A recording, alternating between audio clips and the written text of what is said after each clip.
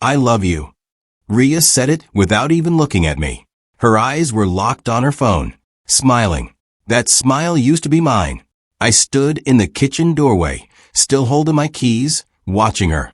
Something felt off. Not just tonight, this had been building for weeks. Who are you texting? I asked. She didn't even pause. Why? That word hit harder than it should have. Because you're smiling like that, I said. And you don't smile like that with me anymore. She finally looked up. Not guilty. Not nervous. Annoyed. You're reading too much into it, Adrian. I hated that tone. Calm. Dismissive. Like I was already wrong. I'm asking a simple question. And I'm giving you a simple answer, she replied. It's nothing. Nothing. But she locked her phone the second I stepped closer. That wasn't nothing. Ria, I said slowly, you've been distant. You come home late. You hide your phone. Oh my God, she cut in. Do you hear yourself? My chest tightened. You sound insecure. There it was. The shift. Suddenly, I wasn't asking a fair question anymore. I was the problem. I'm your husband, I said quietly. I think I deserve honesty. She stood up, grabbed her bag. I said I love you, didn't I? She snapped. Then she walked past me. Didn't touch me. Didn't look back. Just left the room. And I stood there alone, replaying her words in my head. Because, for the first time, I love you didn't feel real. It felt like a cover. And deep down, I knew something had already started breaking. The next night, she said she was working late. Big project, she told me. Don't wait up. I nodded. Didn't argue. Didn't question. Because I had already decided something. I was going to check. Not confront. Not accuse. Just confirm. So I drove by her office. Lights were off. Parking lot empty. Her car wasn't there. My hands tightened on the steering wheel. Maybe she parked somewhere else, I told myself. Maybe I'm overthinking. But something in my gut said, no. So I waited. 15 minutes. 30. An hour. Nothing. That's when I saw it. Her car. But not near the office. Across the street. Outside a small restaurant. I sat there, frozen. Watching. Then the door opened. And she walked out. Laughing. Not alone. With him. A guy I didn't recognize. Tall. Confident. Too comfortable. He touched her arm.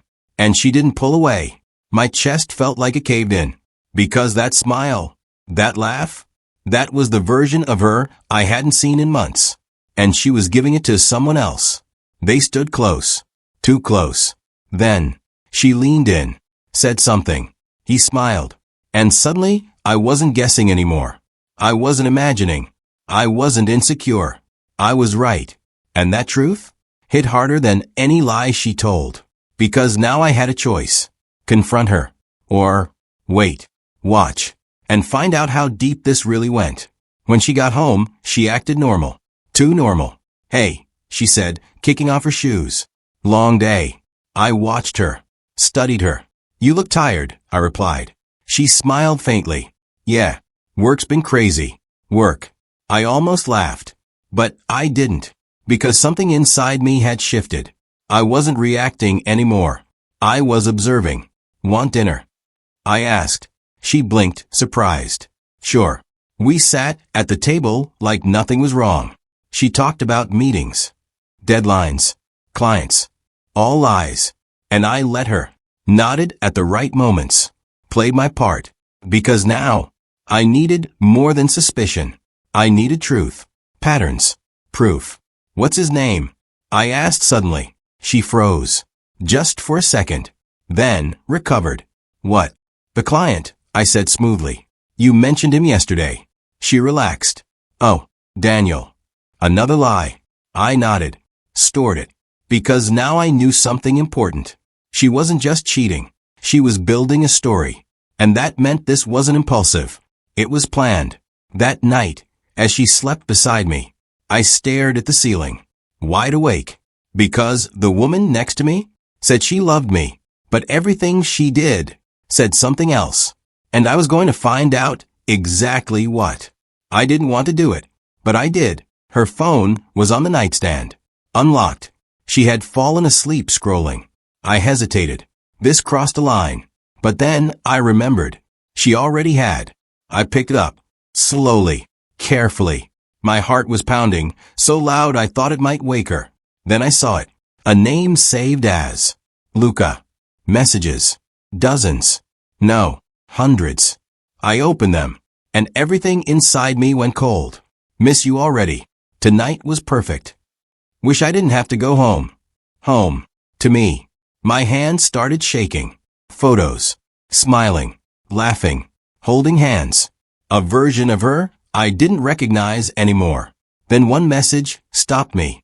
Soon we won't have to hide. My chest tightened. Soon? What did that mean? I scrolled further. Then I saw it. She's too focused on work to notice anything. She. That was me. Reduced to a distraction. An obstacle. A joke. I put the phone down slowly.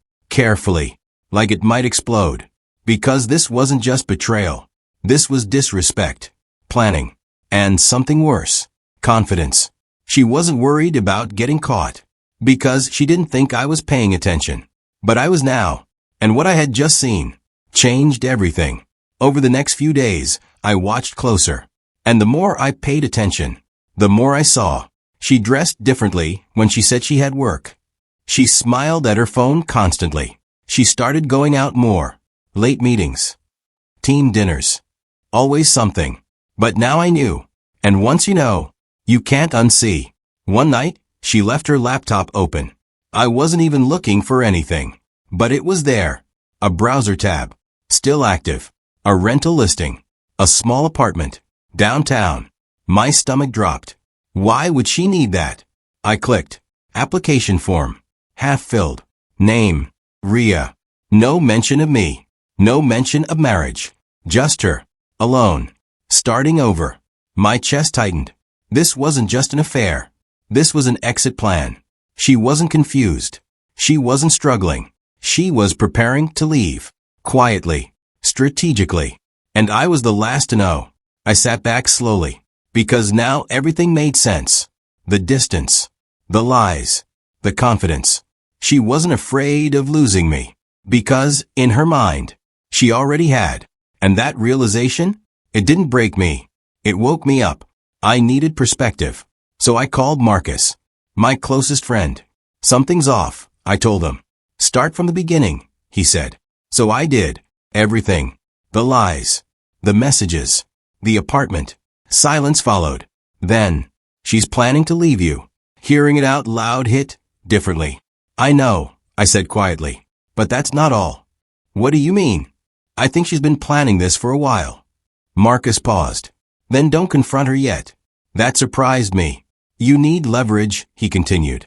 Proof. Documentation. Everything. I nodded slowly. You think she's trying to take something? He didn't hesitate. Money. Assets. Control. Something. My chest tightened. Because that thought hadn't fully formed yet. But now, it made sense. She thinks you don't know, he added. That's your advantage. I looked out the window, thinking, calculating. You're saying I should wait. I'm saying you should be smarter than her. Silence settled between us. Because, for the first time, this wasn't just emotional. It was strategic. And, if I played this right, I wouldn't just survive this. I'd win. I started reviewing our accounts. Carefully. Quietly. At first, nothing stood out. Normal expenses. Bills. Groceries. Then I saw it. Small transfers. Not large enough to notice immediately. But consistent. Same amount. Same destination. Every week. My heart started pounding. I traced it. A separate account.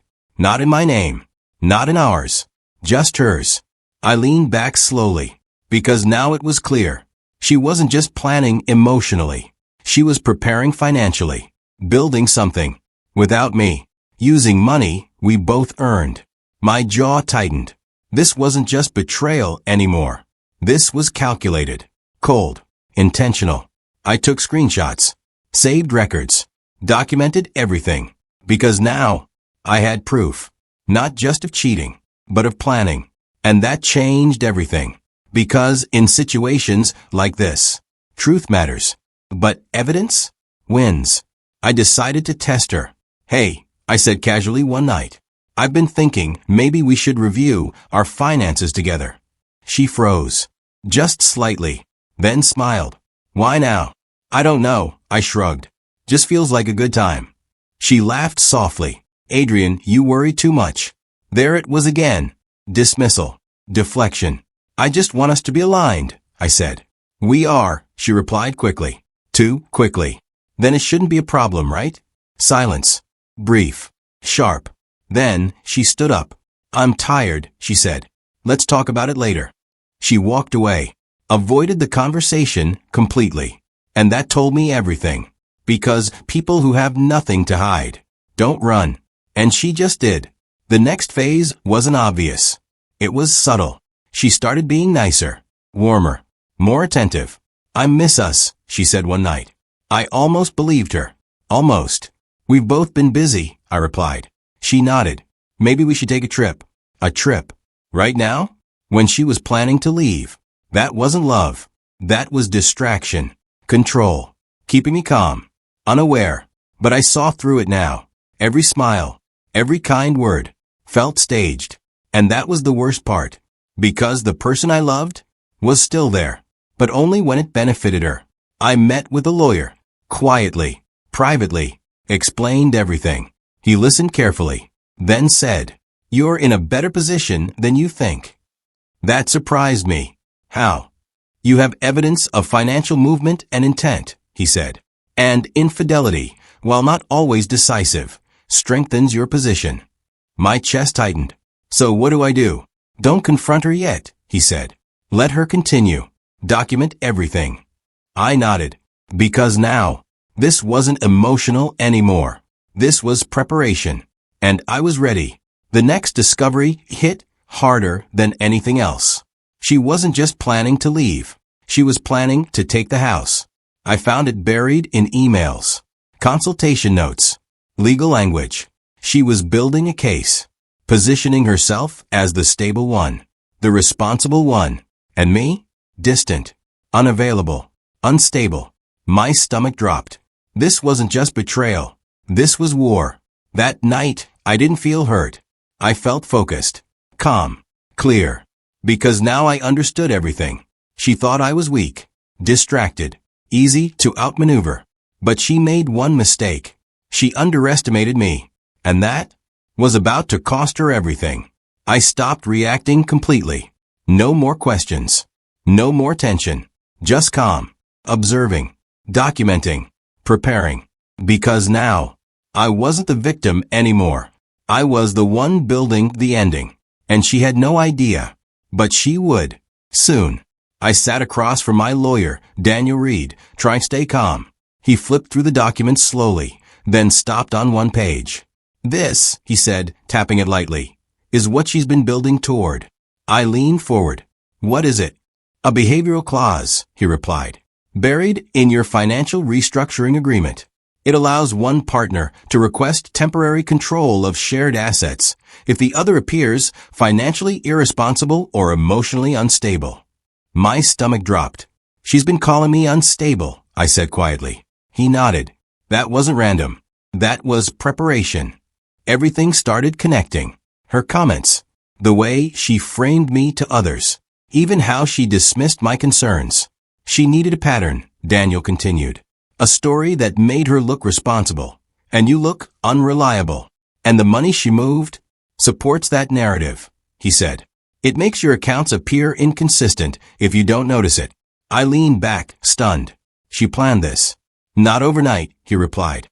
This is long-term positioning. My chest tightened, but something else rose with it. Clarity. So what's her mistake? I asked. He looked at me directly. She assumed you wouldn't notice. I exhaled slowly. Because now, I had something she didn't expect. Proof. Documentation. A timeline that told the real story. She built a case, I said. Daniel nodded. But now we dismantle it. And for the first time since this started, I didn't feel like I was losing. I felt like I finally understood the game. I didn't confront her. That would have been easy. Too easy. Instead, I gave her something better. Agreement. You've been right, I said one night, keeping my voice calm. She looked up immediately, surprised. About what? She asked. I've been distracted. Not as present as I should be. I saw it in her eyes. Relief. Validation. Exactly what she needed. I'm glad you see that, she said softly. I think you've been carrying a lot, I added. Her posture shifted. Leaning in. Encouraged. I have, she admitted. More than you realize. I nodded slowly. Maybe you should take more control of things for a while. There it was. The moment. She didn't hesitate. I'd like that, she said quickly. I just want what's best for us. Us. The word almost made me laugh. But I stayed composed. Then let's do it, I replied. And just like that, she stepped deeper into her own plan. Over the next few days, she took over more decisions. Finances. Schedules. Household planning. And every time she did, I documented it. Every change. Every contradiction. Every move that showed intent. Because while she thought I was confirming her story, I was building the truth, piece by piece. And she didn't see it coming. Not yet. A few nights later, she stopped pretending. We were sitting in silence when she finally spoke. You're not the same anymore. I looked at her calmly. What do you mean? You hesitate more, she said. You used to be decisive. Her tone wasn't concerned. It was critical, measured. You've been under pressure too, I replied. She shook her head. No, this is different. Then she said it. You've become weaker. The word landed hard. Not because it was true, but because I knew why she said it. She needed me to believe it, to shrink, to accept her version of me, so her story would hold. I trust you, I said quietly. Her expression softened instantly. There it was again. Control. She needed that response, that submission. But inside, everything shifted. Because now I understood something clearly. This wasn't about love anymore. This wasn't even about leaving. This was about control through perception. And she was willing to rewrite who I was to get it. But she made one mistake. She thought I didn't see it. And now that I did, everything was about to change. The letter came in the morning. Formal, cold, legal. Request for review of shared asset control. Initiated by her. I stared at it for a long moment. This was it. Her move. The plan fully in motion. I didn't react. Didn't confront her. Instead, I picked up my phone. She filed, I told Daniel. I expected that, he replied. She's claiming instability. Good, he said. That surprised me. Good. Yes, he continued. Because now she's committed to that narrative. I paused. And now we prove it's false. My grip tightened on the phone. Are we ready? There was a brief silence. Then, yes. For the first time since this started, I felt something different. Not fear. Not anger.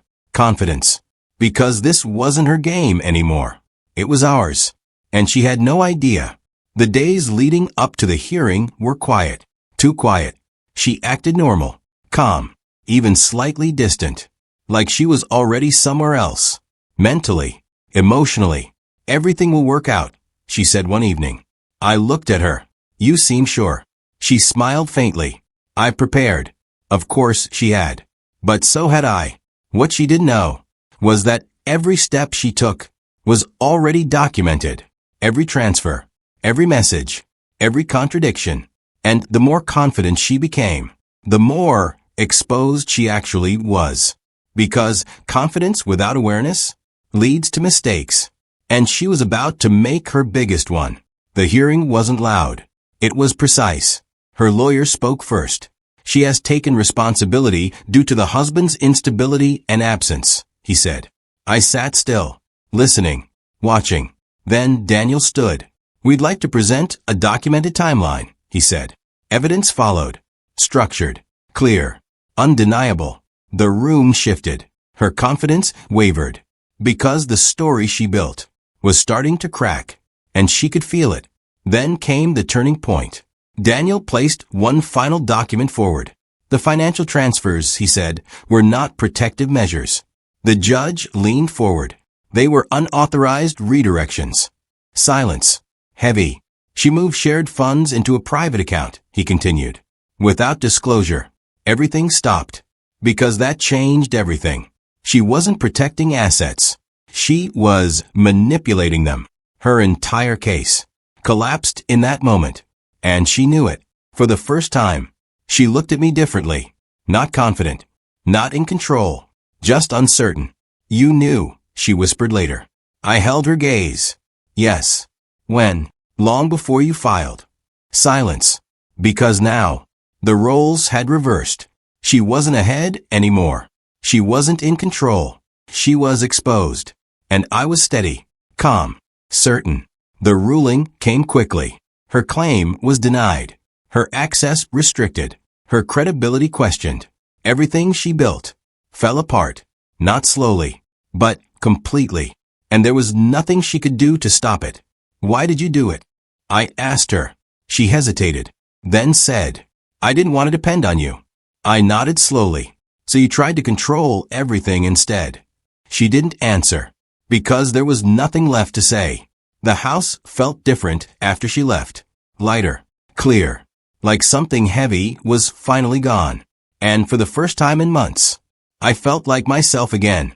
Not the version she tried to define, but the real one. She said she loved me. But love isn't words. It's actions, consistency, respect. And when those don't match, believe what you see, not what you hear. Because the truth is always in the actions. And once you see it, you can't unsee it. That's when everything changes. That's when you take your power back. And that is how you win.